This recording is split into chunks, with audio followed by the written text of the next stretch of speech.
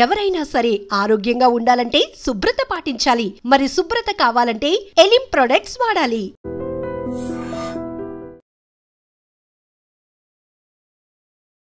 Virgin boys producer రాజా దారపనేని గురించి ఇప్పుడు ఆయన ఇండస్ట్రీలో హాట్ టాపిక్. ఆడేవాడు పొలసక్కవాడంట, ఆడికి 2 టమాటాలు లేవు కానీ వాడు 1 టమాటా రివ్యూ ఎలా ఇస్తాడు? ఈ రోజు మిమ్మల్ని నేను ఇంటర్వ్యూకి పిలిచానంటే కారణం ఏంటంటే వర్జిన్ బాయ్స్ సక్సెస్ అవ్వడము, లేకపోతే వర్జిన్ బాయ్స్ స్క్రీన్లు పెరగడము, కలెక్షన్ బాగుండము ఇది కాదు. నిజంగా ఆ పూల చొక్కా నవీన్ అనే వ్యక్తి మిమ్మల్ని రివ్యూ ఇవ్వడానికి 40,000 కావాలని మిమ్మల్ని అప్రోచ్ అయ్యాడా? సో నా దృష్టికి వచ్చింది, నేను క్షమించడానికి నేరంలాగా దీన్ని పరిగణించా. నేను డబ్బులు ఇవ్వడానికి నాకు ఇబ్బంది కాదు. మీ దగ్గర ఉన్న ప్రూఫ్స్ ఉన్నాయా? ఉన్నాయి. ఆ సినిమా చూసిన వ్యక్తి ఆ సినిమా బాగుంది బాగలేదు అని చెప్పే రైట్ తనకు లేదా? బాడీ షేమ్ చేస్తే సివియర్ కేసు లోపల అట్లా ప్రతిదానికి ఒక పద్ధతి ఉంటుంది. ఫ్రీడమ్ ఆఫ్ స్పీచ్ ఉంది కదా అని ఇష్టం వచ్చిన మాట్లాడితే కుదరదు. ముందే చెప్పేసి వెళ్ళొద్దని నువ్వు విషయం నింపుతున్నావు వాళ్ళ మనసుల్లో. ఈ నవీన్ అనే వ్యక్తి ఉన్నాడు, అతను ఇచ్చిన రివ్యూ మీద మీ అబ్జెక్షన్ ఏంటంటే అతను చెప్పిన విధానం బాగలేదు అంతేనా? ఎస్, అది మీరు వినండి. అతను తీసి పాడేసేంత స్థాయిలో అయితే లేదు. అసలు ఎవరు మీరు, ఎక్కడి నుంచి వచ్చారు, అసలు ఇండస్ట్రీకి ఎందుకు వచ్చారు? సినిమా మేకింగ్లో ప్రాబ్లమ్స్ ఏం లేవు, సినిమా తయారైన కాడి నుంచే ప్రాబ్లమ్స్ ఉన్నాయి. అంటే లేదు సార్, నేను చెప్పడం ఏంటంటే మీ కామెంట్స్ కానీ మీ అప్రోచ్ కానీ రాంగ్ అని నేను అనట్లేదు. నేను ముందడుగు చేశాను, నేనేం తప్పు చెప్పట్లేదు. నేను చెప్పేదాన్ని కరెక్ట్, అందరికీ తెలుసు. అది అసలు ఏం సార్ మీ బ్యాక్గ్రౌండ్ ఏంది? నా బ్యాక్గ్రౌండ్ ఉండక్కర్లేదు సార్. సో మీరు పండిపోయారు, ఇంకా చెప్పాలంటే బాగా ముగిపోయారు.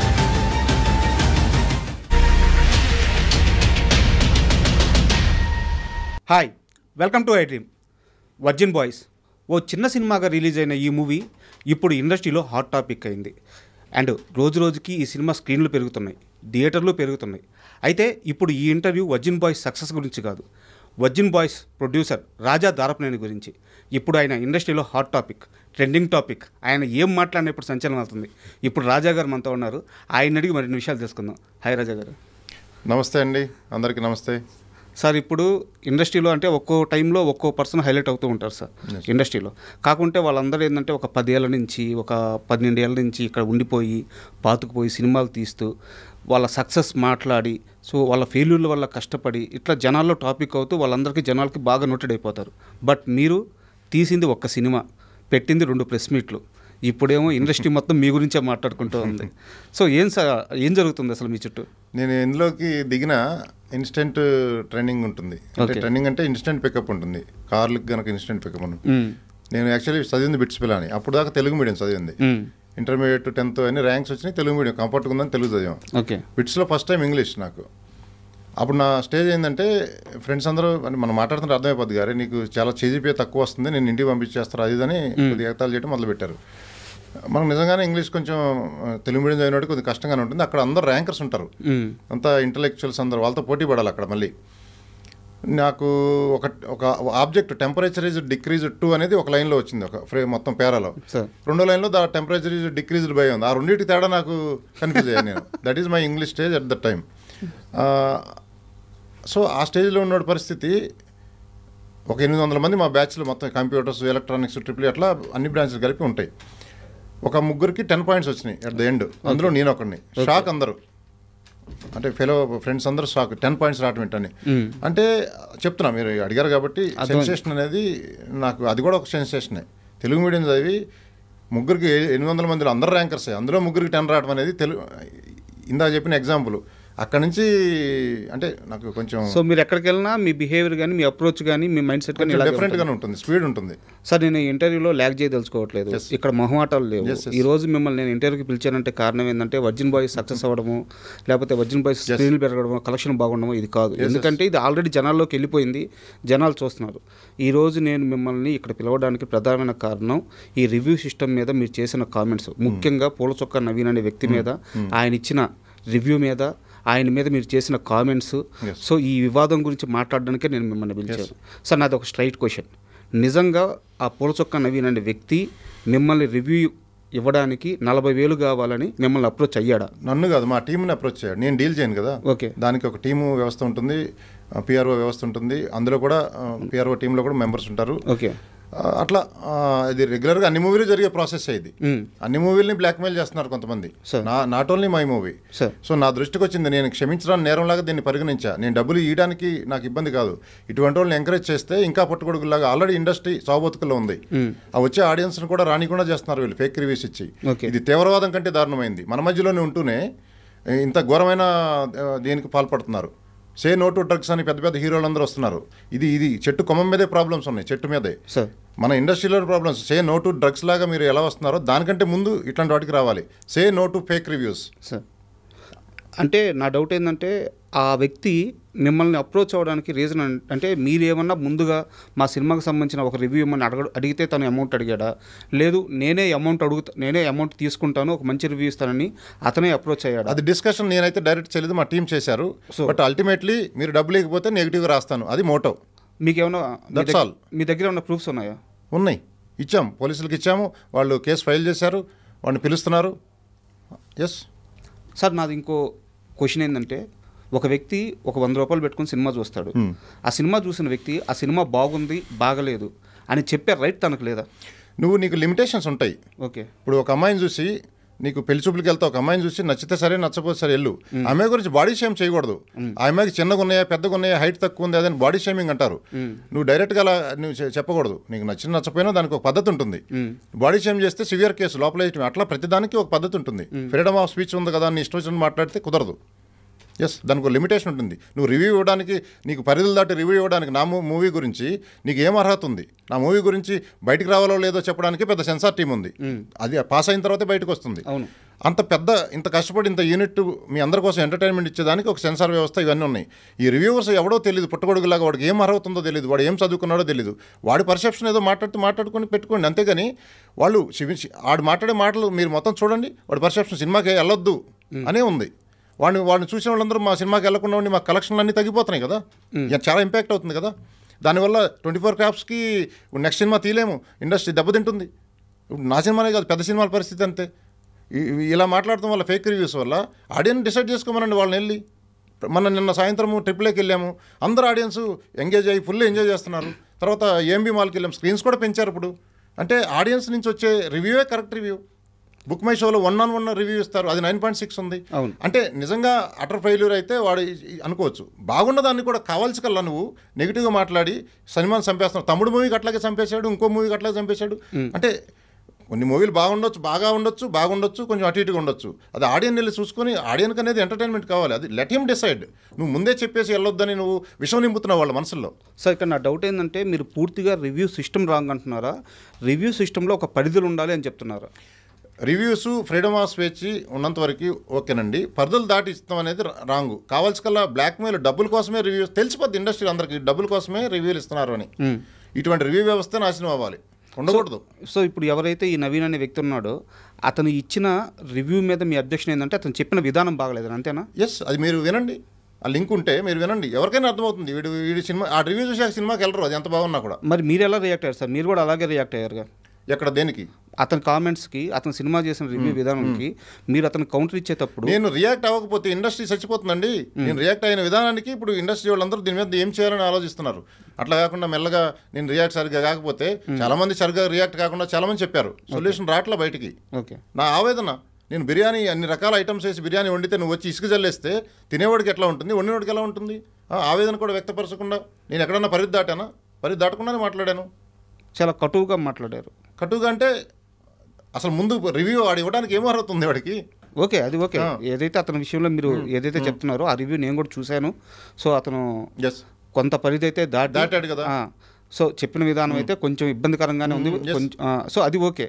బట్ మీరు ఒక ప్రొడ్యూసర్గా, నేను అన్యాయం మీద మాట్లాడానండి. వాడు చేసేది చాలా అన్యాయం ఇది. ఓకే, వాడు పరాణజీవి, ఇండస్ట్రీ మీదే బతుకుతూనే, ఇండస్ట్రీ మీద రివ్యూలు ఇచ్చుకుంటూ బతుకుతూనే నువ్వు ఇండస్ట్రీనే కిల్ చేయాలని చూసే పరాణజీవులు ఇవి. శవాల మీద పేలాలు ఏరుకుంటే పర్వాలా, ఆ శవం సమాధి దాకా వెళ్ళే లోపే శవాన్ని కూడా కోసు తింటున్నాడు వాడు. ఓకే, పేలాల వరకు ఏరుకో, శవాన్ని కూడా కోసు తింటున్నాడు వాడు. అది ఎంతవరకు? ఆడ సమాధి వరకు వెళ్ళేపాడు శవమే లేదు, పాడి మిగిలి ఉంటుంది. అటువంటి నేచర్ వాడిది. వాడే కాదు, చాలామంది ఉన్నారు అలాంటి వాళ్ళు.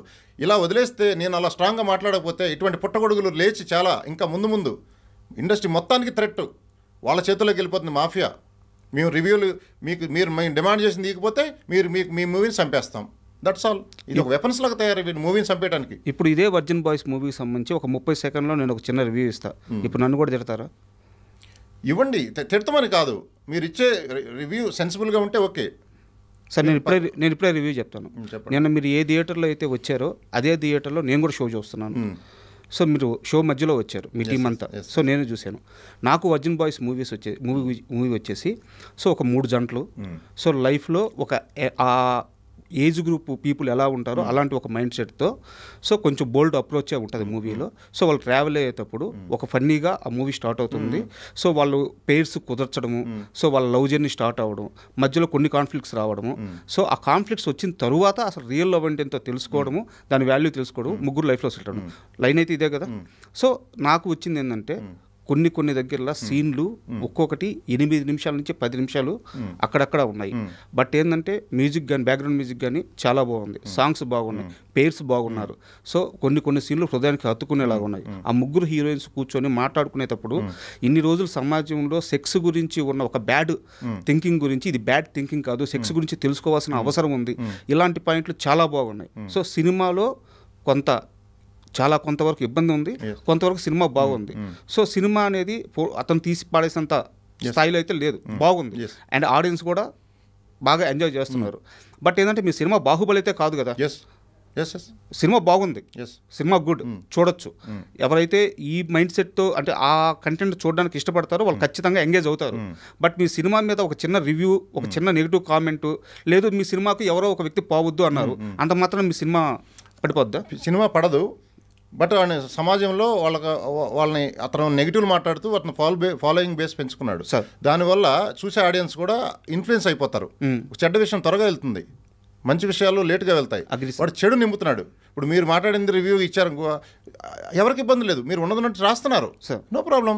అలా కొంచెం 10% వేరియేషన్ అవ్వచ్చు. వాడు కంటిన్యూస్ 95% వాడు సినిమా కూడా చూడకుండా కూడా చూసినోడైతే ప్రతి సినిమా రివ్యూ వేస్తాడు. అట్ట కూడా ఇవ్వలేదు, సినిమా చూడకుండా ముందే రెడీ చేసి పెట్టుకున్నాడు. డబ్బులు ఇస్తే ఈ రివ్యూ వేస్తాను, డబ్బులు ఇవ్వకపోతే ఈ రివ్యూ వేస్తాను సార్, అట్లా. సో హానెస్ట్ రివ్యూలు చాలామంది ఇచ్చారు, మేము ఏం అనలేదు కదా వాళ్ళని. సార్ అసలు జర్నలిస్టులు చాలామంది హానెస్ట్ రివ్యూలు వెబ్సైట్స్ అన్నీ ఇచ్చారు. వాళ్ళు ఏమి ఇచ్చినా నో ప్రాబ్లం. వాళ్ళు హానెస్ట్గా ఇచ్చారో లేదో తెలిసిపోతుంది మనకి. డబ్బుల కోసం ఇచ్చాడో హానెస్ట్గా ఇచ్చాడని. ఇట్లా డబ్బుల కోసం ఇచ్చిన వాళ్ళు పసిగట్టి కొంతమంది ఉన్నారు, వాళ్ళని పసిగట్టడం తెలిసిపోతుంది చూస్తే ఎవరికైనా. సార్ ఇప్పుడు ఈ ఇష్యూ అంతా నడిచిన తర్వాత ఈ 2 రోజుల్లో మీరు అతన్ని అప్రోచ్ అవ్వడం కానీ, అతను మిమ్మల్ని అప్రోచ్ అవ్వడం కానీ, ఫోన్లో మాట్లాడుకోవడం కానీ ఏం లేదు, ఏం జరగలేదు? నాకు అతను అసలు తెలియని కూడా తెలియదు. ఓకే, అతను పోలీసులే ట్రేస్ చేసి పట్టుకోవాలి, అతను ఎక్కడున్నాడో ఏంటో. నేను అతనితో ఎప్పుడు డైరెక్ట్ మాట్లాడాలి, అతను నాతో మాట్లాడాల. ఇప్పుడు ఈ కేసు ఏ సెక్షన్ల కింద ఫైల్ చేశారు సార్? కేసు ప్రాసెస్ ఎలా ఉంది? కేసు నాకు జరిగిన అన్యాయం అంతా నేను ఫైల్ చేశాను. ఓకే, ఆ సెక్షన్లో అంతా వాళ్ళు జోడిస్తారు. అంటే యాజ్ ఏ పబ్లిక్గా నాకు సెక్షన్ తెలియకపోవచ్చు. ఓకే, ఆ కేసులో ఉండే సివియారిటీని బట్టి బాడీ షేమింగ్ మీద, మీ అమ్మాయిలను చూస్తే మాకు లెగట్లేదని రాస్తున్నాడు వాడు సినిమాలో అమ్మాయిలని. ఇంకా ఆ విధంగా డబ్బులు డిమాండ్ చేసేది, అది మేబీ డైరెక్ట్గా నాతో మాట్లాడి నాతోనే ప్రూఫ్లు ఉండకపోవచ్చు. బట్ ఎంటైర్ మొత్తం ఎపిసోడ్లో ఎస్టాబ్లిష్ అవుతుంది కేసుని పిన్ టు పిన్ ప్రూఫ్. నువ్వు ప్రతి కేసుని అలా డీల్ చేయగల మర్డర్ కేసు లాగా. బట్ ఓవరాల్ మోటో ఏంటనే తెలిసిపోతుంది. అది వాళ్ళు ఇన్వెస్టిగేషన్ చేయమని తెలుస్తుంది. ఇన్వెస్టిగేషన్ తెలిసిపోతుంది వాళ్ళకి. Not only my movie, other movies కూడా వీడియోస్ చూసి వాడి ఎంటైర్ మోటో ఏంటో తెలిసిపోతుంది. వాడు పర్వర్టెడ్ ఫెలో లాగా ఉన్నాడు. అంటే నేను వాడిని కమెంట్ చేయడం కాదు, వాడు సినిమా కూడా చూడకుండా ఎక్స్ట్రాక్ట్ చేద్దాం ప్రొడ్యూసర్ నుంచి డబ్బు అనే దాని మీదే ఉన్నాడు. ఎందుకు వదిలేస్తున్నారు? చూసి చూడకుండా ఏదో అందరూ బతుకుతున్నారులేని వదిలేస్తున్నారు. బట్ తల్లి రొమ్ము పాలు తాగితే తల్లి రొమ్మునే కోసే టైప్ ఉన్నాడు వాడు సార్. అంత దారుణంగా ఉంది నేను చెప్పేది. అది ప్రోడక్ట్ అంతా ఒక పక్కన ఆడియన్స్ ఓటీటీలకు అలవాటు పడి సినిమా థియేటర్ రాని సమయంలో ఆ వచ్చే కొద్ది గొప్ప ఆడియన్స్ని వీళ్ళు కిల్ చేసేస్తే ఆడియన్స్కి వచ్చి ఎంటర్టైన్మెంట్ని చంపేస్తున్నాడు, ప్రొడ్యూసర్లను చంపేస్తున్నాడు. ఇండస్ట్రీ మొత్తం 24 hours అందరు నాశనం అయిపోద్ది. అందరికీ లాసే కదా. నువ్వు ఇండస్ట్రీ మీద బతుకుతున్నావు కదా. ఇండస్ట్రీ అనేది it's not a small movie industry. అందరికీ ఎంటర్టైన్మెంట్ ఇచ్చేది. ఎంటర్టైన్మెంట్ అనేది ప్రతి ఒక్కరికి కావాలి. ఎంతో కష్టపడి కోట్ల రూపాయలు పెట్టి ఒక పెద్ద టీము, పెద్ద సినిమాలు అయితే 2 ఏళ్ళు 3 ఏళ్ళు బాహుబలి లాంటివి ఎంతో కష్టపడి చూస్తే బాహుబలి కూడా రివ్యూకి వెయిట్ చేయాలి, చూసి వెళ్ళే పరిస్థితులు ఉన్నాయి. 2-3 రోజుల తర్వాత ఏం రివ్యూ ఇచ్చాడు, ఎవరికి ఇచ్చినా 5 లోపు రేటింగ్లు ఇస్తారు. వీళ్ళేదో జడ్జిల్లాగా వాడికి ఏం అర్హత ఉందని రేటింగ్లు ఇస్తారు. అసలు ఈ రేటింగ్ వ్యవస్థే మారాలండి. నీ ఒపీనియన్ నువ్వు అంతే, జస్ట్ నువ్వు సినిమాను కిల్ చేసే విధంగా రేటింగ్ ఇవ్వద్దు. There is a barrier.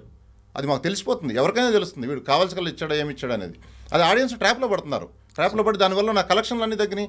150,000 మంది వాడు వీడియో చూసి 150,000 మందిలో సగం మంది వెళ్ళినా నాకు ₹1 లాస్ వాడి వల్ల. ఇప్పుడు సార్ ఇంకా రేపు ఇంకెంతమంది చూస్తారో వాడి వీడియోలు. అంటే నా చిన్న మూవీ కోటికి వాడి వల్ల 1 కోటి నాకు లాస్ అనుకోండి, పెద్ద మూవీలకి 10 కోట్లు రాసి ఉండొచ్చు. అది వైరల్ అయిపోయి ఇంకెక్కడెక్కడో ఏ సినిమా ఏం చూస్తాం రా వీడు రివ్యూ ఇచ్చాడు, వాడు ఇన్ఫ్లుయెన్స్ అవుతున్నాడు, ఇన్ఫ్లుయెన్స్ చేస్తున్నాడు సమాజాన్ని. ఓకే. సో వాళ్ళని పసిగట్టి దాన్ని స్టార్టింగ్లోనే అరికట్టకపోతే కారుకు 4 చక్రాలు ఉంటాయని చెప్పాను నేను. జ్యుడిషియల్, లెజిస్లేటివ్, ఎగ్జిక్యూటివ్ 3 చక్రాలు అయితే 4వ చక్రం జర్నలిజం. జర్నలిజంలో ఉండేవాళ్ళు అంత పెద్ద తప్పులు అయితే చేయట్లేదు. జర్నలిజం కాని వాళ్ళు జర్నలిస్ట్ ముసుగులో ఎక్కడో వెబ్సైట్ పెట్టుకొని యూట్యూబ్లు పెట్టుకొని under the umbrella of journalism కారుకు టైర్ పంచర్ వేస్తున్నారు. జర్నలిజం అనే టైర్కి, ఆ టైర్కి పంచర్ ఇప్పుడే ఆదిలోనే పంచర్ సరి చేయకపోతే కారు ముందుకెళ్తే టైర్ మొత్తం నలిగిపోతుంది, నాశనం అయిపోతుంది.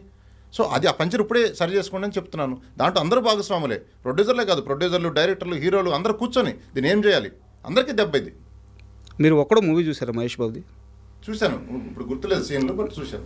దాంట్లో భూమికని తీసుకెళ్ళిపోయేటప్పుడు ప్రకాష్ రాజ్ వచ్చేసి లారీలు వేసుకుని వచ్చి కారు దగ్గర, ఇంకా ఆ కారులో వాళ్ళు ఆగిపోతారు, వీళ్ళంతా లారీలు వేసుకొచ్చి సరౌండ్ చేస్తారనమాట. అప్పుడు ప్రకాష్ రాజ్ అడుగుతాడు, ఎవరురా నువ్వు సడన్గా వచ్చి ఇంత చేసి అమ్మాయిని తీసుకెళ్ళిపోతున్నావు అని. అట్టా ఎవరు సార్ మీరు అసలు? ఒక సినిమా తీశారు, 2 ప్రెస్ మీట్లు పెట్టారు, అందరికీ వాయిస్ చేస్తున్నారు, ఇండస్ట్రీలో ఉన్న సమస్యలు అన్నిటి మీద మాట్లాడుతున్నారు. మీ మూవీ రిలీజ్ కాకముందే మూవీ ఇండస్ట్రీలో ప్రొడ్యూసర్లకు ఉన్న సమస్యల గురించి, మహా అయితే ఇక్కడ మొత్తం టర్న్ ఓవర్ ఒక 10,000 కోట్లు, నిర్మాత ఒక్కడే ఎందుకు కష్టపడాలి, సో అందరినీ భాగస్వామ్యం చేద్దాం, ఈవెన్ ఆడియన్స్ని కూడా భాగస్వామ్యం చేద్దాం అంటున్నారు. నిర్మాత కష్టాల గురించి మాట్లాడుతున్నారు, హీరోయిన్లు ఆ యాక్టర్స్ యొక్క వాళ్ళ బాధ గురించి, వాళ్ళ పెయిన్ గురించి చెప్తున్నారు, సినిమా జర్నీ గురించి చెప్తున్నారు. ఈవెన్ నాకు తెలిసి ఇప్పుడు మీరు డిస్ట్రిబ్యూషన్లో కూడా భాగంగా పోతున్నారు అనుకుంటాను. ఈ సినిమాని సీడెడ్ మీరు డైరెక్ట్ డిస్ట్రిబ్యూట్ చేశారు. సో మొత్తం గెలికేస్తున్నారు. అసలు ఎవరు మీరు, ఎక్కడి నుంచి వచ్చారు, అసలు ఇండస్ట్రీకి ఎందుకు వచ్చారు? ఇండస్ట్రీకి ఎవరైనా రావచ్చు, అవును, ప్యాషన్తో రావాలి వచ్చేవాళ్ళు. డబ్బులు ఉన్నాయి కదా అని రాకూడదు. డబ్బులు పెట్టి నువ్వు ప్యాషన్గా నేర్చుకో. నువ్వు సినిమా తీయటం మొత్తం రిలీజ్ చేసి మళ్ళీ డబ్బులు రికవరీ చేసుకుని వచ్చేవరకు ఒక ఇంజనీరింగ్ చదివినంత సబ్జెక్ట్, దానికంటే ఒక డాక్టర్ మెడిసిన్ చదివినంత సబ్జెక్టు, ఒక ఎంటర్టైన్మెంట్ అనే కాలేజ్ పెడితే దాంట్లో నువ్వు ఫీజు గట్టి చదువుకున్నట్టు. నువ్వు పెట్టే 2 కోట్లు, 3 కోట్లు, 5 కోట్లు, 100 కోట్లు ప్రొడ్యూసర్ పోయిందంటే ఆ పోయిన డబ్బులతో ఇంత నేర్చుకున్నాడని అర్థం. ఆ కనీసం నేర్చుకునే నీ దగ్గర అవగాహన నేర్చుకోవడానికన్నా రెడీగా ఉండు. మీరు ఎక్కడ నేర్చుకుంటున్నారు? అందరికీ నేర్పిస్తున్నారు. నేర్పించడం కాదు, నాకు ఒక్క సినిమాకి నాకు వచ్చిన నాకు అందులో ఆటుపోట్లు, లోపాలు, ఎక్కడ ప్రాబ్లమ్స్ ఉన్నాయి, ఎందుకు నేను అడ్రస్ చేయకూడదు? దానికి 10 సినిమాలు తీయాల్సిన అవసరం లేదు. కరెక్ట్గా ఇన్వాల్వ్ అయితే ఒక సినిమాలో తెలిసిపోతాయి. సినిమా మేకింగ్లో ప్రాబ్లమ్స్ ఏం లేవు, సినిమా తయారైన కాడి నుంచే ప్రాబ్లమ్స్ ఉన్నాయి. అంటే లేదు సార్, నేను చెప్పడం ఏంటంటే మీ కామెంట్స్ కానీ మీ అప్రోచ్ కానీ రాంగ్ అని నేను అనట్లేదు. యాక్చువల్గా ఇప్పుడు ఇండస్ట్రీలో ఉన్న సమస్యలు ఇవన్నీ. బట్ ఏంటంటే నా డౌట్ ఏంటంటే పెద్ద నిర్మాతలు కూడా చాలామంది ఓపెన్ అవ్వలేక ఒక భయంతో కానీ లేకుంటే మనకెందుకులే అనుకొని వెళ్తున్న క్రమంలో మీరు మీ వాయిస్ రేజ్ చేస్తారు. ఎవడో కూడా ముందు అడిగేయాలి కదా సార్, నేను వేసాను, I'm ready, I'm daring person. అసలు ఏం సార్ మీ బ్యాక్గ్రౌండ్ ఏంది? నా బ్యాక్గ్రౌండ్ ఉండక్కర్లేదు సార్. లేదు సార్, అంటే ఎక్కడి నుంచి వచ్చారు? మాది అగ్రికల్చర్ ఫ్యామిలీ. నేను కృష్ణా జిల్లా అగ్రికల్చర్ ఫ్యామిలీ. తర్వాత నేను 7th క్లాస్ నుంచి బయటకి వెళ్ళిపోయాను. బ్యాక్గ్రౌండ్ ఇప్పుడు నీకు మోడీ వాళ్ళ ఏం బ్యాక్గ్రౌండ్? చాయ్ వాళ్ళ మోడీ. అట్లా ప్రతి ఒక్కరికి బ్యాక్గ్రౌండ్ ఉండక్కర్లా, ఎక్కడికో వెళ్ళిపోతుంటారు. కామన్ సెన్స్తో కాదు, బ్యాక్గ్రౌండ్ ఉన్న వాళ్ళు అందరూ మాట్లాడతారా? ఎందుకు అబద్ధాలు చెప్తున్నారు? దేనికి సార్? మీ బ్యాక్గ్రౌండ్ నేను కనుక్కున్నాను, చెప్పండి. ఇప్పుడు సెంట్రల్లో ఉన్న ఎంపీలు కానీ మినిస్టర్స్ కానీ వాళ్ళలో చాలామంది మీతో డైరెక్ట్ ఒక్క ఫోన్ కాల్తో మీరు అప్రోచ్ అవ్వగలరు. మీకు real estate business. So background లేదంటారు ఏంది? ఇది చాలా పెద్ద తలకాయ. ఇది నేను పుట్టుకతో బ్యాక్గ్రౌండ్ లేదు నాకు. ఓకే, నేను కాలక్రమేణా నేను ఎదుగుతుంటే నేను పర్సనల్గా ఇంటరాక్ట్ అయినప్పుడు మనుషులు నచ్చితే వదలరు, అట్లా నన్ను వదలరు ఎవరు. ఇప్పుడు ట్రాన్స్పరెన్సీ ఉండి ఒక లవ్ అండ్ ఎఫెక్షన్ ఉండే మనిషిని ఎవరు వదలరు సార్.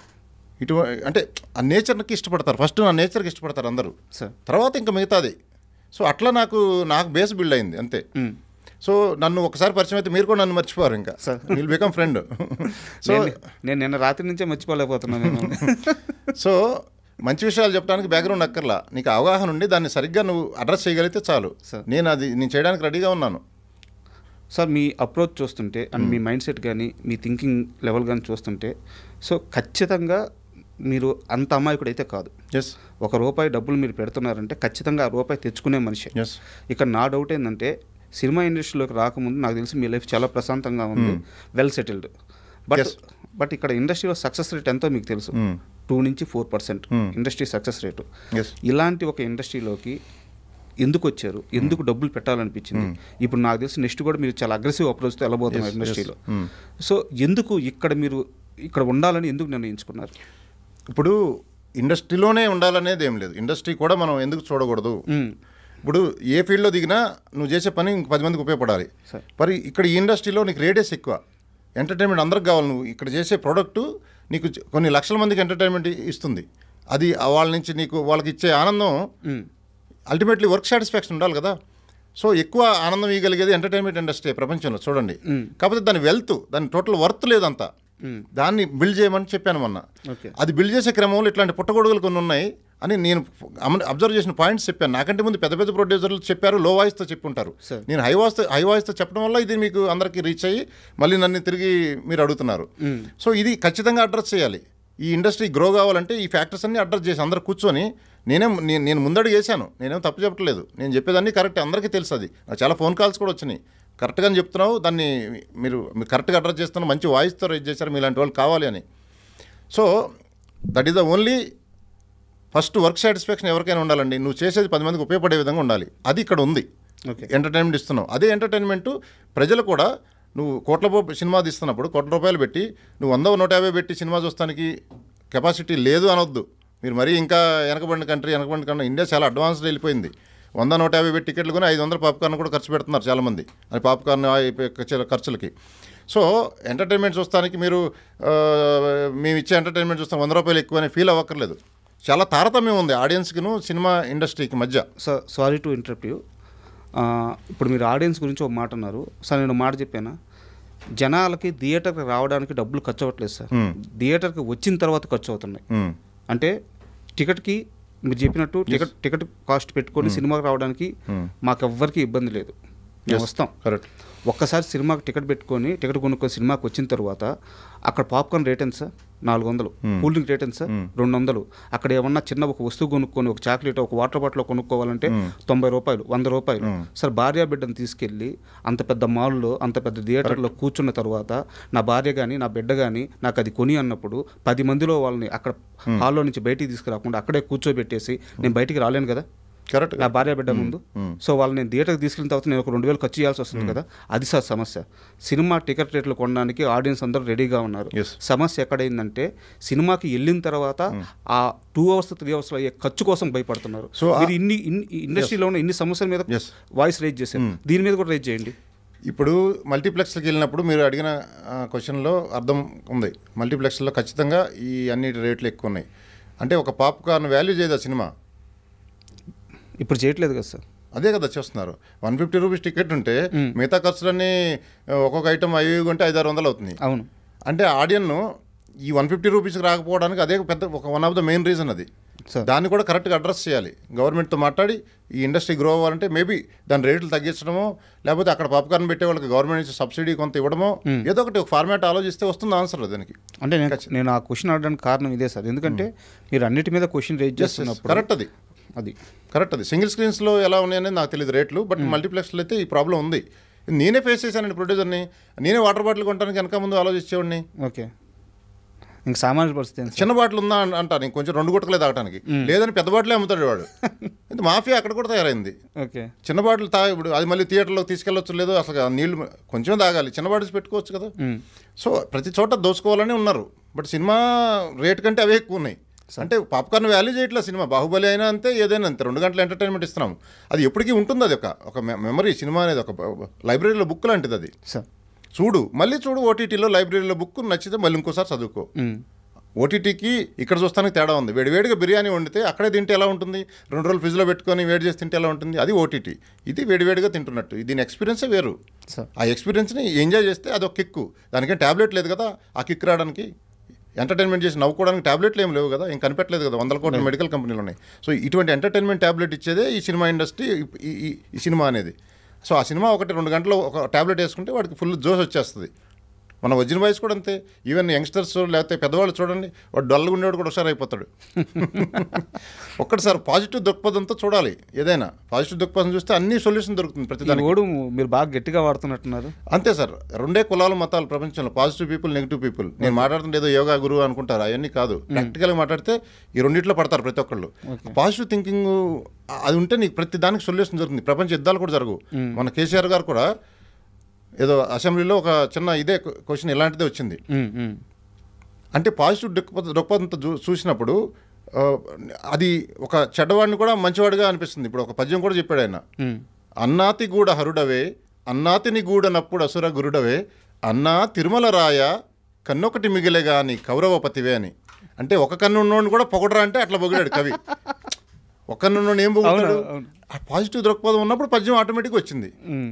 అర్థమైంది కదా? పద్యం మీనింగ్ కావాలంటే మళ్ళీ చెప్తా, లేకపోతే కేసీఆర్ గారిది వీడియో ఎత్తికి దొరుకుద్ది దాని మీనింగ్ ఏంటనేది. అదిరిపోద్ది. ఆయన మహా చమత్కారాలు వేస్తాడు. ఆయన ఎక్స్పీరియన్స్కి ఇలాంటి పద్యాలు చాలా వస్తాయి ఆయనకి. నెక్స్ట్ ఏం సార్, డైరెక్షన్ చేయబోతున్నారా? డైరెక్షన్ నాకేం డైరెక్షన్ చేయాలని ఐడియా లేదు. దానికి డైరెక్టర్లు ఉన్నారు, మనం కూడా వాళ్ళది కూడా మనం లాగేసుకుంటే ఎట్లా? ఎవడు చేసే పని వాడు చేస్తే బెటర్. నాకు మీ ఫ్లో చూస్తే లాగేసుకునే తట్టే కనిపిస్తుంది. ఏం లేదు, తెలీదు. ఫ్యూచర్లో చేస్తే చేయొచ్చు. అది పెద్ద నేర్చుకొని చేయడం అది పెద్ద విషయం కాదు. ఇంత నేర్చుకునే వాళ్ళు ఎవ్రీథింగ్ ఈజ్ లెర్నింగ్. అది కూడా స్కిల్. అది సార్ ఇప్పుడు ఒక 3 days నుంచి మీరు ఇండస్ట్రీలో ఉన్న ఇన్ని సమస్యల మీద వాయిస్ రైజ్ చేసినప్పుడు ఇండస్ట్రీ నుంచి మీకు ఎలాంటి సపోర్ట్ వచ్చింది సార్? ఇండస్ట్రీ నుంచి నో నెగిటివ్ సపోర్ట్, అంత పాజిటివ్గానే ఉంది. ఓకే. బట్ మెల్లమెల్లగా నాతో మాట్లాడుతున్నారు కొంతమంది. అందరికి నేనంటే తెలియకపోవచ్చు, నెంబర్ లేకపోవచ్చు, బట్ అందరికీ తెలుసు ఈ మాట్లాడేదంతా కరెక్ట్గా ఉంది. ప్రొడ్యూసర్ కౌన్సిల్లో కానీ కలిసిన వాళ్ళు కానీ వాళ్ళు అసలు మీలాంటి వాళ్ళు కావాలి ఇండస్ట్రీకి, ఇంకా అందరూ ఈ మోడ్లోకి రావాలి. అందరూ అనుకుంటున్నారు కానీ మాట్లాడలేకపోతున్నారు. బయట కొంతమంది మాట్లాడుతున్నారు, అక్కడితో అయిపోతుంది. దాని మీద సరైన యాక్షన్స్ తీసుకోవట్లేదు. ఇవన్నిటికీ మనం ఎవడొకటి ముందడుగు వేయాలి. నేను చిన్న ప్రొడ్యూసర్ పెద్ద ప్రొడ్యూసర్ అని కాదు, ఒక ఇష్యూని అడ్రస్ చేయడానికి కామన్ సెన్స్తో మాట్లాడుతున్నాను. నేను దిల్ రాజు గారిని కలిసే ఆలోచన ఉందా? దిల్ రాజు గారిని నేను మూవీకి ముందు కలిశాను. ఓకే. అంటే మామూలుగా నాకు ఆయన పరిచయం, మామూలుగా ఆయన సజెషన్ తీసుకోవడానికి వెళ్ళాను. ఆయన పాపం రోజు చెప్పేదే చెప్తున్నారు, ఇండస్ట్రీ పరిస్థితి బాగాలేదు రాజా, స్పీడ్గా వెళ్ళి గబగబా మూవీలు తీమాకు, కొంచెం మెల్లగా వెళ్ళు అని చెప్పారు నాకు. ఆ రోజే చెప్పారు. ఆయన చెప్పింది కరెక్టే 1000%. ఇండస్ట్రీ పరిస్థితి బాగాలేదు. ఏ యాంగిల్లో చూసినా ఇండస్ట్రీ పరిస్థితి అసలు బాగాలేదు. ఆఖరిలో రివ్యూవర్స్ కాడి నుంచి, మొదటి నుంచి బడ్జెట్లు పెంచడం కాడి నుంచి, హీరోల రెమ్యూనరేషన్ కాడి నుంచి అన్నీ సరి అవ్వాలి. మొత్తం ఒక ఫార్మాట్ అంతా మారిపోవాలి.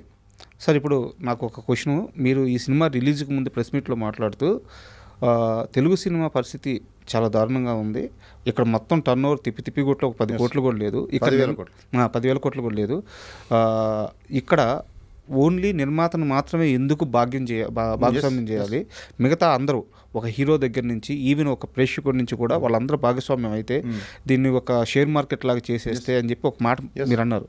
నాకు కాస్త వివరంగా చెప్తారు అది. సార్, ప్రపంచంలో ఉండే టాప్ 1000 బిలియనర్స్ తీసుకోండి. ఓకే. ప్రతి ఒక్కరు షేర్ మార్కెట్లోకి వచ్చే బిలియనర్ అయ్యాడు. అందులో ఇన్వెస్ట్ చేసిన 90% అదొకండి. అందులో ఇన్వెస్ట్ చేసిన షేర్ హోల్డర్స్ వెల్త్ అంతా పెరిగింది. అవును. సో ఒక ఇండస్ట్రీ అంటే అది నా ఉద్దేశంలో. ఒక మనిషి మీద నడిచేది ఇండస్ట్రీ అన్న, నేను ఫుల్ ఫ్లెడ్జ్డ్ ఇండస్ట్రీ కాదు. ఓకే. ఇప్పుడు ఏ కంపెనీ అని తీసుకోండి, అపోలో తీసుకోండి గ్రూపు, దివీస్ ల్యాబొరేటరీ తీసుకోండి, లేకపోతే ఇంకా ఏదైనా తీసుకోండి, ఏ కంపెనీ అయినా సరే స్టార్టింగ్లో వచ్చేది 500 కోట్లు 200 కోట్లతోనే వస్తారు. అవే 1,00,000 కోట్లు అయినాయి. స్విగ్గీ ఉంది, మా జూనియర్లు మాతో చదువుకున్న వాళ్ళు కదా, మా జూనియర్లు, స్విగ్గీ అనే కంపెనీ. అది చిన్న ఐడియా. దాని మార్కెట్లోకి వస్తే 1,00,000 కోట్ల మార్కెట్ క్యాప్. అది అందరు దాంట్లో ఇన్వెస్టిగేషన్లో వెల్త్ మెల్లమెల్లగా పెరుగుతుంది. వాడు కంపెనీలో ఎంప్లాయ్మెంట్ పెరుగుతుంది. సో అన్నిటికంటే పెద్ద ఇండస్ట్రీ సినిమా ఇండస్ట్రీ. టెక్నికల్ మాట్లాడితే ఇక్కడ దుమ్మినా దగ్గినా ప్రపంచం మొత్తం తెలిసిపోతుంది నిమిషాల్లో. దీనికి ఉండే క్రేజ్ అటువంటిది. అన్నీ బాగున్నాయి కానీ వెల్త్ లేదు. ఒక్క ప్రొడ్యూసర్ మీద అందరూ కలిసి భారం అంటే అందరూ రెమ్యునరేషన్ తీసుకునేదే. 24 క్రాప్స్ అందరికీ ప్రొడ్యూసర్ నుంచి డబ్బులు వెళ్ళాలి. అంతే. ప్రొడ్యూసర్ దగ్గర ఉండో లేకో అప్పులు తెచ్చో ఏదో చేస్తాడు ప్యాషన్తో. ఈ అందరూ తీసుకుంటారు హీరోల కాడ నుంచి, మళ్ళీ రిలీజ్ చేసి వీడు రిలీజ్ డిస్ట్రిబ్యూటర్లు ఎగ్జిబ్యూటర్ల నుంచి మళ్ళీ వాపసు వీడికి రావాలంటే ఒక పెద్ద బ్యాగ్లో ఒక లారీ డబ్బులు పారేసి ఒకేసారి మిగతా ఏరుకుంటున్న పరిస్థితి ప్రొడ్యూసర్ది. నేనేమన్నా ముందే ఏరుకో తర్వాత పారాయి అంటున్నా. అంటే మీరు చెప్పేది ఏంటంటే ఒక ప్రొడక్షన్కి అయ్యే కాస్ట్ మొత్తం పెట్టుకొని రెమ్యునరేషన్స్ అందరూ భాగస్వామ్యం అయితే, రెమ్యునరేషన్స్ అని కాదు. ఇప్పుడు ఒక ప్రోడక్ట్ చేయడానికి ఇప్పుడు నేను చెప్పిన కాన్సెప్ట్లో నీకు కంపెనీ పెట్టారు, ట్రస్ట్ ఉండే ఒక ఆర్గనైజేషన్ కంపెనీ పెట్టింది. ఇప్పుడు పెద్ద పెద్ద మూవీ ఇండస్ట్రీ అదే మన వాళ్ళు సంస్థలు నమ్మకం ఉంటుంది కదా. నమ్మకం ఉన్నప్పుడు వాళ్ళు సపోజ్ పెట్టారనుకోండి ఒక లిస్టెడ్ కంపెనీ, నీకు కొంత పావుల వాటా వాళ్ళు పెట్టుకొని మిగతా 30 వదిలితే అందులో ఒకళ్ళిద్దరు హీరోలు కూడా 10 పైసలు తీసేసుకుంటే ఒక పెద్ద స్టార్లు 2-3, మిగతా పబ్లిక్ ఒక 50% వదిలేస్తే షేర్ ఒక్కొక్క 10 రూపాయలు అయితే, ఇప్పుడు నేను ఒక 1,00,000 షేర్లు కొనుక్కుంటా, ఇంకొకటి ఎవడో ఒక 50 షేర్లు కొనుక్కుంటాడు, బేదవాడు ఒక 100 షేర్లు అట్లా కొనుక్కుంటా ఉంటే ఆ 10 రూపాయలకి షేర్ వాల్యూ దీంట్లో సంస్థలో ఇన్ని డబ్బులు వస్తాయి. వచ్చినప్పుడు దాంతో నువ్వు చాలా సినిమాలు తీయొచ్చు, చాలా మందికి ఉపాధి కలుగుతుంది, కొత్త డైరెక్టర్లు వస్తారు, కొత్త ప్రొడ్యూసర్లు, కొత్త హీరోలు వస్తారు, కొత్త కెమెరామెన్లు వస్తారు, అంతా మొత్తం పెరిగి ఎంటర్టైన్మెంట్ అన్లిమిటెడ్ ఇస్తాం ఆడియన్స్కి. ప్లస్ ప్రొడ్యూసర్ మీద భారం ఎందుకు పడదంటే నువ్వు ఆడియన్స్ ఇన్వెస్ట్ చేస్తున్నారు ఇందులో. అవును, ఇన్వెస్ట్ చేసినప్పుడు వాడు టెక్నికల్గా ఏంటి వాళ్ళ వెల్త్ కూడా పెంచడానికి మనం ప్లాన్ చేసాం. అవును, నాట్ ఓన్లీ ఎంటర్టైన్మెంట్, నిన్ను కూడా భాగస్వామిగా చేసుకుని నీ వెల్త్ పెంచుతున్నాము. హీరోలు కూడా అదే ఆలోచించాలి, మీరే నా దేవుళ్ళు అని చెప్పేసి వెళ్ళిపోతే కాదు. ఒకసారి కొద్దిగా ఆలోచిస్తే మీ వెల్త్ కూడా పెంచడానికి మార్గాలు దొరుకుతాయి. హీరోలకే వాళ్ళకే ఎక్కువ, వాళ్ళు మాట్లాడిందే జనాల్లోకి ఎక్కువ వెళ్తుంది, వాళ్ళకి ఎక్కువ శక్తి వాళ్ళ దగ్గరే ఉంది. సో నేను చెప్పేది ఇంత నీకు మార్కెట్ క్యాప్ వచ్చి ఇంత డబ్బులు వచ్చినప్పుడు ఎక్కువ ప్రొడక్ట్స్ ఎక్కువ మూవీస్ చేయొచ్చు, అది జనాలకి ఎక్కువ ఎంటర్టైన్మెంట్ తీసుకెళ్ళొచ్చు. జనాలే మోసుకెళ్తారు, వాళ్ళే ఇన్వెస్టర్లు కాబట్టి. బ్యాడ్ గుడ్ కంటెంట్ ఏముండదు. బఫేలో ఇన్ని ఐటమ్స్ ఉంటే ప్రతి ఐటమ్ తినగలిగిందే. ఒకటి బిర్యానీ నచ్చింది, ఒకటి కర్డ్ రైస్ నచ్చింది, దాని మీద వచ్చేసి రివ్యూవర్స్ ఇసుకు జల్లేస్తే ఎట్లా, ఎవడు తినలేకుండా. సార్ ఇప్పుడు ఈ ఒక్క సినిమాతో మీకు 10 సినిమాల ఎక్స్పీరియన్స్ వచ్చింది. Yes sir. సో మీరు పండిపోయారు, ఇంకా చెప్పాలంటే బాగా ముదిరిపోయారు. నెక్స్ట్ ఏం సార్? నెక్స్ట్ ఇంకా చాలా స్క్రిప్ట్స్ వస్తున్నాయి. వర్జిన్ గర్ల్స్ అని ఒక టైటిల్ అనుకుంటున్నాను. ఓ ఇంకోటి ఉందా? ఎస్. అది కామెడియన్స్ అందరూ జెంట్స్ చూశారు మీరు సార్. లేడీస్ ఒక 4-5 హీరోయిన్స్ కలిసి కామెడీ స్క్రిప్ట్ రన్ చేస్తే ఎలా ఉంటుంది అనేది ఒక థాట్. అది ఓకే, దాని మీద స్క్రిప్ట్స్ రెడీ అవుతున్నాయి. ఓకే. తర్వాత వేరే కొంచెం ఇంట్రెస్టింగ్ స్క్రిప్ట్స్ కూడా ఉన్నాయి. డైరెక్ట్గా ప్యాన్ ఇండియాకి వెళ్ళిపోదామని ప్లాన్ ఉంది. అవునా? ఎస్. పెద్దగానే entertainment same, making same almost. కాకపోతే చాలా మంది ఎందుకు వెళ్ళరంటే ఫ్యాన్ బేస్ లేదు అని, ఎందుకు రిస్క్ అని వెళ్ళరు. బట్ ఫ్యాన్ బేస్ లేకుండా స్క్రిప్ట్ బేస్ నడిచే సినిమాలు ఉంటాయి, ఓకే, స్టార్తో సంబంధం లేకుండా. అట్లాంటివి వెళ్ళొచ్చు, ఫ్యాన్ బేస్ పెట్టుకొని కూడా వెళ్ళొచ్చు. బట్ కంటెంట్ బాగుంటే ఎక్కడికైనా వెళ్తుంది సార్. ప్రపంచంలో ఒక మూవీ అన్ని లాంగ్వేజ్లో లాంగ్వేజ్కి సంబంధం లేదు మూవీకి. మూవీ ఒకటే లాంగ్వేజ్తో సంబంధం లేకుండా ఆడియన్స్ ఎంజాయ్ చేసేది. సో ఇప్పుడు ఏ హీరోతో చేయాలనుకుంటున్నారు? మనం పెద్ద హీరోలతో ఇప్పుడు చేసే పరిస్థితి లేదు సార్. పెద్ద హీరోలు will make small heroes as a big heroes. అంటే నేను అడిగేది, ఒకవేళ ఛాన్స్ వస్తే ఏ హీరోతో మూవీ చేయడానికి బాగా ఇంట్రెస్ట్గా ఉన్నారు? డబ్బులు ఉండాలి కదా సార్. అంటే డబ్బులు ఉంటేనా సార్? నిజంగా నా దగ్గర డబ్బులు ఉంటే నేను హీరోలందరినీ భాగస్వామ్యం చేసుకుంటా, పెద్ద హీరోలని. ఓకే, సినిమాలో 50% మీరు ఇన్వెస్ట్ లాగా కొంత రెమ్యూనరేషన్ ఇచ్చి, ఫస్ట్ థింగ్. రెండోది, వాళ్ళు కూడా ఆడియన్స్ని ఎంటర్టైన్మెంట్ ఇయటమే కాకుండా ఓవరాల్ వాళ్ళ వెల్త్ని పెంచే విధంగా ఒక ప్లాన్ తయారు చేసే విధంగా మనం ఒక ఫ్యామిలీ లాగా మేము చేస్తాం. ఓకే, అది మటుకు గ్యారంటీ. ఊరికే జస్ట్ లైక్ రెగ్యులర్ ఫార్మాట్ అయితే చేసే క్వశ్చనే లేదు. సంథింగ్ డిఫరెంటే ఉంటుంది మనం దిగామంటే. సార్ మీరు ఇంటర్వ్యూకి వస్తున్నారని తెలిసిన తర్వాత నేను కొంచెం మీ బ్యాక్గ్రౌండ్ చెక్ చేశాను అనమాట. నాకు అప్పుడు చెక్ చేసినప్పుడు తెలిసిందంటే మీరు కొత్తగా అయితే ఇండస్ట్రీలో కొత్తగా వచ్చారు, కానీ ఇక్కడ ఇండస్ట్రీలో పీపుల్ కానీ ఇక్కడ ఉండే కొంతమంది నిర్మాతలు కానీ డైరెక్టర్లు కానీ వీళ్ళెవరు మీకు కొత్త కాదు, ఆల్రెడీ అందరితో పరిచయాలు ఉన్నాయి. ఇంకా గట్టిగా చెప్పాలంటే మీరు ఫోన్ కాల్ చేసి ఇక్కడ కొంతమంది హీరోలని, కొంతమంది డైరెక్టర్లని సెటిల్ కూడా చేపించారు. ఇప్పుడు వాళ్ళ కెరీర్లు బాగున్నాయి. స్టార్టింగ్లో వాళ్ళందరికీ హెల్ప్ చేసింది మీరే. ఇక్కడ నా డౌట్ ఏంటంటే, మీరు నిర్మాతగా ఇండస్ట్రీలోకి వస్తున్నప్పుడు ఇది ఇప్పుడైతే సినిమా పెద్ద సక్సెస్ అయింది, వర్జిన్ బాయ్స్ అందరికీ తెలుసు, సో రీచ్ ఉంది. బట్ మీరు ఈ సినిమాకి ప్రెస్ మీట్లు పెట్టేటప్పుడు, ఈ సినిమాని ప్రమోట్ చేసేటప్పుడు ఆ హీరోలు కానీ ఆ స్టార్స్ కానీ ఎవరు ఎందుకు సార్ మీ సినిమాని ప్రమోట్ చేయలేదు? ఒకటి సార్, మన ద్వారా ఎదిగిన వాళ్ళు పెద్ద హీరోలు అయినప్పుడు చాలా ప్రొడ్యూసర్స్ని చూసుంటారు. అదే ప్రొడ్యూసర్ తర్వాత ఎదిగిన హీరోలు వీళ్ళ నెంబర్లు మళ్ళీ ఎత్తన పరిస్థితుల్లో ఉన్నారు. అవునా? అంతకంటే దుర్మార్గం ఏమో సార్. ఎస్. ఇప్పుడు నేను కొన్ని సినిమాలకి ఫ్రెండ్ని చెప్పి అటాచ్ చేసి ప్రొడ్యూసర్లని, వాళ్ళు అప్పుడు కెరీర్ లోలో ఉన్న హీరోలు డైరెక్టర్లు కూడా పెద్దవాళ్ళు అయ్యారు. మన వాళ్ళని డబ్బులు అడగము. నేను డైరెక్ట్గా ఆయన వాళ్ళు ఫోన్ చేస్తుంటే ఎత్తన పరిస్థితి ఉంది. ఆ నిర్మాత ఫోన్ చేస్తే? ఎస్. ప్లస్ కల్పించింది నేనే. నేను చేయడం కంటే ఆయన డైరెక్ట్ ప్రొడ్యూసర్ కదా అని చేసాం. అవును. సో వాళ్ళు ఫోన్లో ఎత్తన పరిస్థితి అంటే అసలు ఊహించుకోండి ఆ సిచ్యువేషన్ ఎలా ఉంటుందో. వీళ్ళ కోసం ఎన్ని కోట్లు ఖర్చు పెట్టి వీళ్ళని హీరోలుగా చేస్తే అంతే కదా. ఒక కాజ్ ఆఫ్ యాక్షన్ ఏంటి? ప్రొడ్యూసరే కదా వాళ్ళని హీరో అవ్వాలంటే డబ్బులు పెట్టుకోవడం ముందు ఉండాలి కదా. సో చేసినప్పుడు తిరిగి కట్టసీగా అందరిని అంటలేదు, కొంతమంది తిరిగి కట్టసీగా బాగున్నారా ఏంటి ఎలా మాట్లాడేవాళ్ళు కొంతమంది ఉన్నారు, ఫోన్లు చేస్తే ఎత్తనోళ్ళు కొంతమంది ఉన్నారు. వీళ్ళు పదే మదన చూడాలి. అప్పుడు ఆ డబ్బులు లాస్ కంటే కూడా దీనికి ఎక్కువ వీళ్ళు ఇదైపోతారు సార్. నేను ప్లస్ ఏంటంటే ఇంకోటి, మన టైటిల్ చూసి కొంతమంది ఇదేదో కొద్దిగా నా బోల్డ్ సినిమా ఉండొచ్చు, మళ్ళీ మనకు ఒక ఇమేజ్ వస్తుంది టీజర్ లాంచ్కి వెళ్తే అది ఇది అనుకుని ఉండొచ్చు అని నాకు అర్థమైంది. ఒక పెద్ద డైరెక్టర్ గారు కూడా చేస్తామన్నారు, వెంటనే టైం పెట్టారు. ఈ సినిమాకి ఆయన యాప్ట్ అయితే బాగుంటుంది, యాప్ట్ ఉంటుందని అనుకున్నా. టీజర్ లాంచ్కి కామెడీ ఉంది కాబట్టి చాలా పెద్ద డైరెక్టర్, చేసేద్దాము అని టైం చెప్పారు. తీరా టైటిల్ చూసిన తర్వాత అయ్యా ఈ టైటిల్ ఏమనుకోవద్దు, నాకు సినిమాలు ఇట్లాంటి కామెడీ ఇంట్రెస్టే, కాకపోతే ఇప్పుడిప్పుడే వేరే ఇమేజ్ క్రియేట్ చేసుకున్నాను, మళ్ళీ అది మంచిగా అట్లీస్ట్ ఫోన్ చేసి చెప్పారు, we should respect that director. నాకు అర్థమైంది. So I really respect that director. నాకు ఆయన వచ్చి లాంచ్ చేసిన దానికంటే ఎక్కువ ఆనందంగా ఉంది ఆయన ఫోన్ చేసి ఆ మాట చెప్పడం వల్ల. అంటే నో ప్రాబ్లం, ఈ టైటిల్కి మేబీ అది ఒక్కొక్కరు పర్సెప్షన్, నో ప్రాబ్లం, దానికి ఇష్యూ కాదు. అట్లీస్ట్ ఆ కర్టసీ ఫోన్ చేసి ఇట్లా ఉంది పరిస్థితి ఇది అని చెప్తే అసలు అది నాకు జోష్ ఇచ్చింది. ఆయన కూడా ఫోన్ చేయకుండా ఉండుంటే నేను డల్గా ఉండేవాడినేమో. ఓకే. సో ఆ డైరెక్టర్ పేరు సమయం వచ్చినప్పుడు చెప్తాను, మీకు అర్థమైంది. ఓకే. సో ఉన్నారు చాలా మంచి టాపు, అంటే తిరిగి ఫోన్ కాల్ చేసి చెప్పే వాళ్ళు ఉన్నారు. అసలు అంతెందుకండి, చిన్న చిన్న మధ్యతరగతి మిడ్ సైజ్ హీరోలు కూడా పెద్ద హీరోలని ఫీల్ అయిపోయి వాళ్ళకి ఒక్క హిట్ లేకపోయినా కూడా పోజులు కొట్టే సందర్భాలు కూడా ఉన్నాయి. అది కూడా మారాలి దృక్పథం. మళ్ళీ వాళ్ళ మీద కూడా బ్యాటింగ్ స్టార్ట్ చేశారా? అట్లా బ్యాటింగ్ అని కాదు, నేను ఓవరాల్గా ఒక పాజిటివ్ దృక్పథంతో ఉంటే అందరికీ అన్నీ బాగుంటాయని చెప్తున్నాను. సార్ ఇక్కడ నా డౌట్ ఏంటంటే, సో ఈ హాఫ్ అన్ అవర్ నుంచి మిమ్మల్ని చూస్తున్నాను, మీతో మాట్లాడుతున్నాను. సో మీ మైండ్ సెట్ ఏందో నాకు అర్థమవుతూ ఉంది. మీరు సినిమాల్లోకి రావాలనుకుంటే, ఇక్కడ మీరు ప్రొడ్యూసర్గా స్టార్ట్ చేయాలనుకుంటే, ఇలాంటి కథతో కాకుండా, ఇలాంటి ఒక బోల్డ్ స్టోరీతో కాకుండా మీరు ఇంకో మంచి కథతో కూడా వచ్చి ఉండొచ్చు. ఎస్. అండ్ ఎందుకు ఆ ప్లాన్ చేయలేదు? దీంతోనే ఎందుకు వచ్చారు? వర్జిన్ బాయ్స్తోనే ఎందుకు వచ్చారు?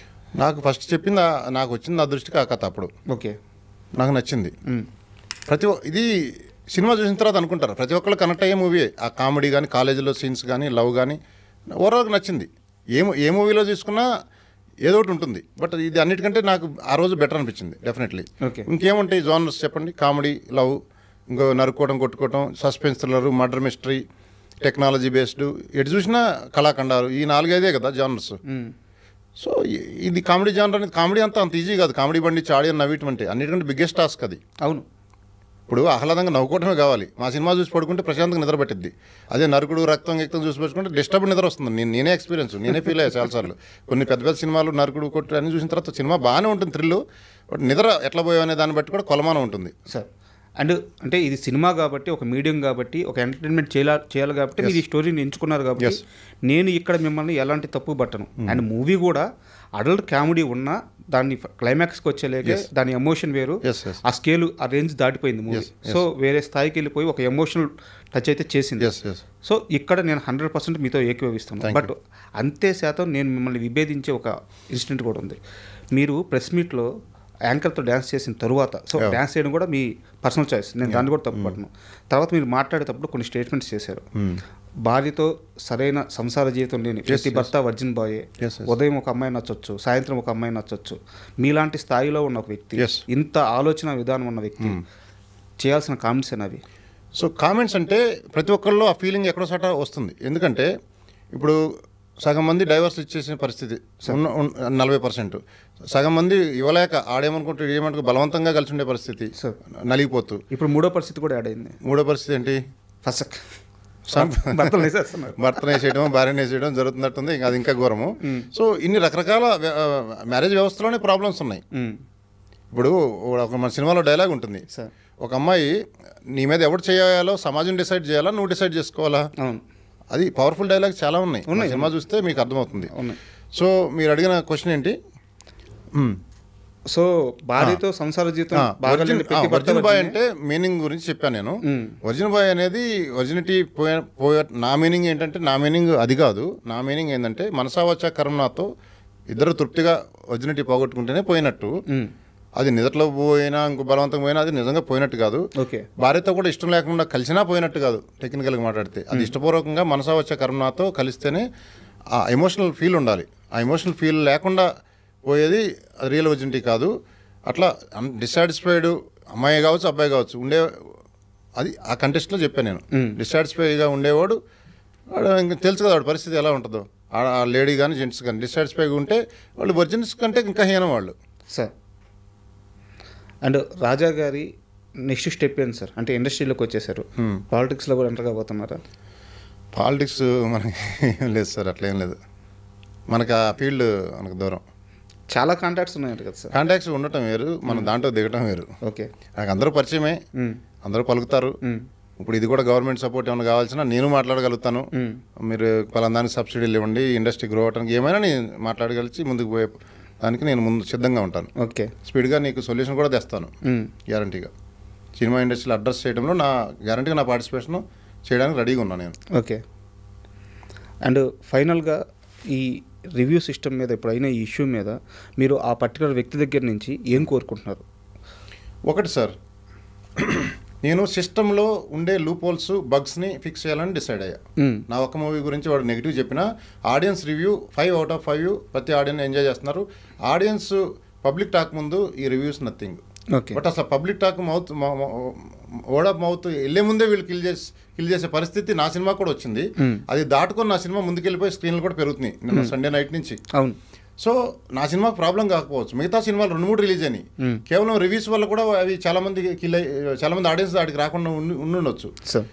అది పికప్ కాలేని పరిస్థితి ఉండొచ్చు. ఇక రేపు రాబోయే కింగ్డమ్ కానీ హరిహర వీరమల్లు కానీ ముందే రెడీగా మమ్మల్ని వేలలో డిమాండ్ చేశారు, వాళ్ళని లక్షలు చేయొచ్చు. ఇది బ్లాక్మెయిలింగ్కి లిమిట్ ఉండదు సార్. ప్రొడ్యూసర్ అన్ని కోట్లు పెట్టి ఖర్చు పెట్టినప్పుడు వాడు ఇంకా ఏదో ఇచ్చేద్దామని అని డిసైడ్ అవుతాడు.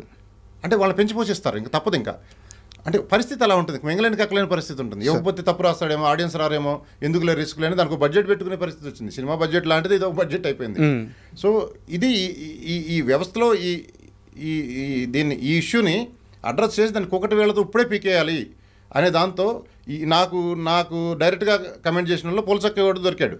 దానివల్ల అతను నా సినిమా ఇంపాక్ట్ అయ్యింది. సో ఆ పోల్చక్కేవాడు ఆడ అడిగిన అమౌంట్స్ కానీ ఏదన్నా కానీ నా దగ్గర సర్టెన్ ప్రూఫ్స్ ఉన్నాయి. సో కాబట్టి వాడి మీద ఒక్కడి మీద పోలీసులు ఏంటి ఒకడి మీద చర్య తీసుకుంటే మిగతా వాళ్ళు చేయకుండా ఉంటారు కదా, ఏ ఇష్యూలు అయినా అంతే. ఇప్పుడు డ్రగ్ కేసులో ఎవరన్నా పట్టుకున్నాడు, లోపల వేశారు, మిగతా వాళ్ళు భయం వేస్తుంది. రోడ్డు మీద సిగరెట్ తాగాడు పబ్లిక్లో, వాడిని పట్టుకుని లోపల వేశారు, ఇంకెవడో తాగాడు. అట్లీస్ట్ వాళ్ళ డ్యూటీ వాళ్ళు చేస్తున్నారు. తెలంగాణ పోలీసు వాళ్ళని అప్రిషియేట్ చేయాలి, వెంటనే రియాక్ట్ అయ్యి వాళ్ళ డ్యూటీ వాళ్ళు చేస్తున్నారు. సో సినిమా ఇండస్ట్రీ గ్రో కావడంలో వాళ్ళ పాత్ర కూడా ఉంది ఇప్పుడు. సో వాళ్ళ డ్యూటీ వీడిని చూస్తే మిగతా వాళ్ళు భయపడతారు, ఓకే ఇది తప్పు, ఇలా చేయకూడదు, సో అలా ఫేక్ రివ్యూలు మనం ఇవ్వకూడదు అని భయపడతారు. అప్పుడు కొంత కరెక్షన్ జరుగుతుంది. సో సొల్యూషన్ దొరుకుతుంది, అక్కడ దొరకపోయే క్వశ్చనే లేదు. ఓకే ఒకటి సార్, ఫ్రీడమ్ ఆఫ్ స్పీచ్ ప్రతిదానికి లిమిటేషన్ ఉంటుంది. లిమిటేషన్ దాటి చేసేదే పట్టుకొని తాట తీయాలి. ఎస్ తప్పేం లేదు. సో ఇంకా డైరెక్ట్ వారే ఎస్ తాట తీయటం ఖాయం. మనం తీయకల్లా పోలీసులే తెస్తారు. తాట తీయటం అంటే వాళ్ళకు ఉండే రూల్స్ పరిధిలో వాళ్ళని విచారించి వాళ్ళ నుంచి ఏం చేయాలో వాళ్ళ నుంచి చేస్తారు. ఇంకా ఫర్దర్ ఎటువంటి రిపీట్ కాకుండా. దానివల్ల వ్యవస్థ కిల్ అవుతుంది. ఇది చెప్పాను కదా, ఇప్పుడు తీవ్రవాది అనేవాడు బయట కంట్రీలో ఉంటాడు, వీడు మన మధ్యలోనే ఉండి ఒక చిన్న సైజు తీవ్రవాదిలాగా చెట్టు మీదే కూర్చొని ఆ చెట్టునే నరుకుతున్నాడు. అది చాలా డేంజరస్ సిచ్యువేషన్లో ఉంది మూవీ ఇండస్ట్రీ పరిస్థితి, అసలుకే బాగాలేదు. ఇది ఒకటి యాడెడ్ మళ్ళీ. సార్ మామూలుగా ఇంకా ఫైనల్గా వచ్చేసి ఎప్పుడైనా సరే ఇండస్ట్రీలో ఒక సినిమా రిలీజ్ అయిపోతే ఆ సినిమా చాలా హడల్స్ ఫేస్ చేసిన తర్వాత ఒక సేఫ్ జోన్లోకి వెళ్ళిపోతే ఆ నిర్మాత హ్యాపీగా ఇంట్లోకి వెళ్ళి హ్యాపీగా నిద్రపోతాడు, కడుపు నిండా అన్నం తిని హ్యాపీగా నిద్రపోతాడు. సో ఈరోజు మీ సినిమా ఆ సేఫ్ జోన్లోకి వెళ్ళిపోయింది. బట్ ఇప్పుడు మీరు సినిమా రిలీజ్కి ముందు ఎంత ఫైట్ చేస్తారో అంతకంటే ఎక్కువ ఫైట్ చేస్తున్నారు. నా సినిమా గురించి నేను ఫైట్ చేయట్లేదు, అర్థమైంది. అదే లూప్ హోల్స్ గురించి ఫైట్ చేస్తాను. అవును. సో ఖచ్చితంగా మీలాంటి ఒక వ్యక్తి ఇండస్ట్రీకి అవసరం. అంటే ఇక్కడ ఇండస్ట్రీ పెద్దలు ఎవరు ఉన్నారో వాళ్ళతో కలిసి మీ ఆలోచనలు పుంజుకొని ముందుకెళ్ళడం చాలా అవసరం. మీరు చాలా త్వరగా ఆ పొజిషన్కి వెళ్తారని నేను అనుకుంటున్నాను. అండ్ మీ సేవలు ఇలాగే కంటిన్యూ చేస్తారని చెప్పి నేను అనుకుంటున్నాను. మీరు ఇలాగే ఇండస్ట్రీలో కంటిన్యూ అవుతూ రేపు మరో పెద్ద ప్రాజెక్ట్తో మరో పెద్ద సినిమా చేసిన తర్వాత అది సక్సెస్ అయిన తర్వాత మన ఇద్దరం మళ్ళీ ఇలాగే కూర్చొని ఓ మంచి ఇంటర్వ్యూ చేయాలని మనస్ఫూర్తిగా కోరుకుంటున్నాను. అండ్ మీ విలువైన సమయం మాకు ఇచ్చేందుకు చాలా థ్యాంక్ యూ సార్. చాలా థ్యాంక్ యూ. నేను ఇంకోటి కూడా చెప్పాలనుకుంటున్నాను, ఇదే ఎంటర్టైన్మెంట్ ఇండస్ట్రీ సరిగ్గా ఉంటేనే కదా మీరు కూడా ఇంటర్వ్యూలు చేయగలిగేది. అంతే కదా సార్. ఎంటర్టైన్మెంట్ ఇండస్ట్రీ కిల్ అయిపోతే మీరు కూడా సర్వైవ్ కాలేరు. ఖచ్చితంగా వాడు ఫేక్ రివ్యూలు ఇచ్చేవాడు కూడా సర్వైవ్ కాలేడు, వాడు వచ్చే అది కూడా వాడు చెప్తున్నాను నేను. So thank you so much watch చేసిన వాళ్ళందరికీ. మీ ఐ డ్రీమ్ మీడియా నేను చూస్తుంటాను, చాలా నేర్చుకుంటాను కూడా మీరు చూసి. సార్ చాలా మందిని పిలిచి మాట్లాడుతుంటారు కదా, ప్రతి ఒక్కటి లెర్నింగ్ కర్వే, ప్రతిరోజు లెర్నింగ్ కర్వే. నేను మాట్లాడినవే కరెక్ట్ అంటలేదు, అందులో ఎంతో కొంత ఉంది, దాన్ని ఇంకా నేను కరెక్ట్ చేసుకుంటాను. తప్పులుంటే నేను మాట్లాడిన వాటిని వేరే వాళ్ళు తెలుసుకొని మొత్తం మీద ఒక ఇంప్లిమెంటేషన్ జరగాలి. నేను I'm ready for any good things. Sir thank you so much. Thank you sir.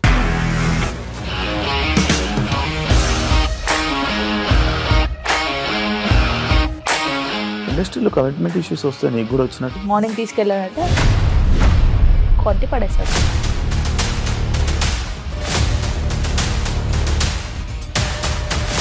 ఒక్కళ్ళు కూడా చూడలేదు ఈ సినిమా అని చెప్పడానికి కూడా చాలా ధైర్యం కావాలి. అది నిజం కదా, దాంట్లో ధైర్యం ఏంటి? ఇది నెక్స్ట్ డే ప్లేట్ మార్చేస్తే తప్పు కదా. As of now we are comfortable this అని నేను అనుకుంటున్నాను. రష్మిక గారిది మీది ఒకే ఊరు అంట కదా. నీకు కోపం వచ్చిందంటే బాగా తిట్టేత్తరా? తిట్టేద్దామండి. నిజంగా గేమ్ ని ఎలా చేంజ్ చేయగలిగారు? ఏపీఎస్ఎఫ్సి వాళ్ళకి 6 నెలల్లో నేను 6 లక్షలు కట్టా. బిజినెస్ చేయాలనుకుంటే it is as difficult as riding a tiger.